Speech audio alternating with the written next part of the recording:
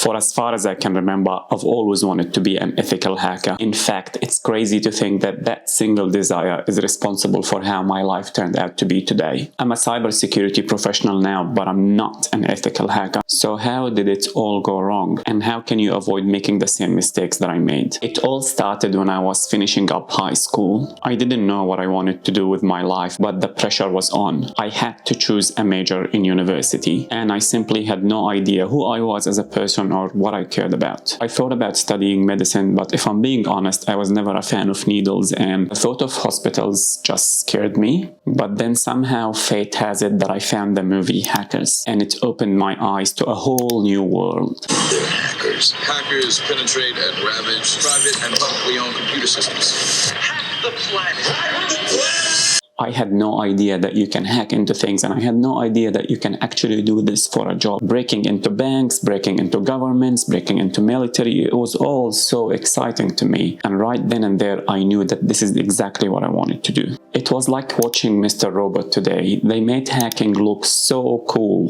which led me to do more research to figure out how can you do this hacking things. And there was very little information on the internet at the time, but then I stumbled upon the Hackers Manifesto, and boy did it send a shiver down my spine. Yes, I am a criminal. My crime is that of curiosity. My crime is that of judging people by what they say and think. My crime is that of outsmarting you, something that you will never forgive me for. I mean, just reading that today reminded me of how I felt 20 years ago when I read that. It just lights a fire inside of me. And that was all the motivation that I needed. So I went to university. I wanted to learn about hacking, but there was no courses that teach hacking, so I studied computer engineering instead, and I learned all about computers and networking, and then I started working as a systems engineer, and I got really good at it, and I got to travel the world and help clients in different parts of the world, and I got to work in cool places and with cool people, but my heart was still in cybersecurity. I really wanted to become a professional hacker. I wanted to get paid to do hacking, so I had to push myself again outside of my comfort zone, and I started looking for cybersecurity jobs. I tried so hard to get a penetration testing job, but I just simply didn't have the experience that they wanted. My IT and networking knowledge was simply not enough. They wanted someone who knew how to do hacking, but they also wanted someone who already have experience doing hacking. You wouldn't believe how many times I got rejected. Companies didn't even want to talk to me, but I persisted, and instead of getting a penetration testing role, I managed to get a job as a cybersecurity analyst, which was the true beginning of my cybersecurity journey. Then I started learning and progressing as a cybersecurity analyst up until I became a cyber forensic investigator, and that's when things got serious. I started to have a great time. I started to help many people, and I started to work on cutting edge cases, but something inside of me still wanted to chase that ethical hacker dream job. So I still managed to dedicate some time to study for the OSCP in order to become a penetration tester, which was really hard because I had to do that after work and on my weekends and on my free time. You can imagine how busy I was. But then at the peak of my cyber forensic career, the unexpected happened. I was finally offered a full-time penetration testing role, and I could not believe my luck. This was everything that I've worked for. However, I was so conflicted at the time. You see, when I received that job offer, I was the lead investigator on a big case working on a hospital hack. I talked about this hack in detail in this video, but just to summarize it, it was pretty serious, and I was making a huge difference for everyone in the hospital. I was helping a large amount of people, and I was seeing the impact that my work had on those people. And at the same time, I had 2 junior analysts with me that I was mentoring, and I could see the change in their life, and I could see how much of a difference my work was doing. But on the other hand, I had the ethical hacking job offer. That was everything that I worked for up until that moment. I had to sit back and really think hard about what was important to me and reflect on my incredible journey so far. It felt like everything I've done up to this moment was to lead me to get a penetration testing job. Every hour, every certification, every university course that I did was to enable me to become a professional hacker. But then it hit me like a ton of bricks, because at that moment I realized that I was still clinging to a decision that I made when I was 17 years old. And like every other 17 years old, I just didn't know who I was at the time. I had no idea what my values were, and I didn't know what the future would hold, and I also didn't know what other options and what other careers were available to me at the time. And right then and there, it all made sense. My journey finally made sense. I realized that what I really care about was to help people. That's what really made me tick. So it didn't really really matter what I was doing, as long as I was true to my values, as long as I was helping people, whether it's my clients or my colleagues or even my family or my friends. And it didn't matter whether it was forensics or ethical hacking or even washing cars. As long as I'm true to myself and true to my values, which are all about helping people, then it didn't really matter. So I didn't want to leave my cyber forensic jobs in the middle of an investigation because, like I said, I was helping people, I was mentoring my colleagues, and I was making a huge difference to my client at the time. And I realized that if I change my job to become an ethical hacker, I will end up doing exactly the same thing. So it didn't really matter, but it took me that long to realize that I had to go through that journey. So here I am, back to exactly where I started. I'm helping my clients, I'm helping my colleagues, I'm helping everyone around me, but this time my full attention is for my clients and my colleagues, and I'm not too caught up on thinking on how am I going to change career or how am I going to become an ethical hacker. I'm living true to my values.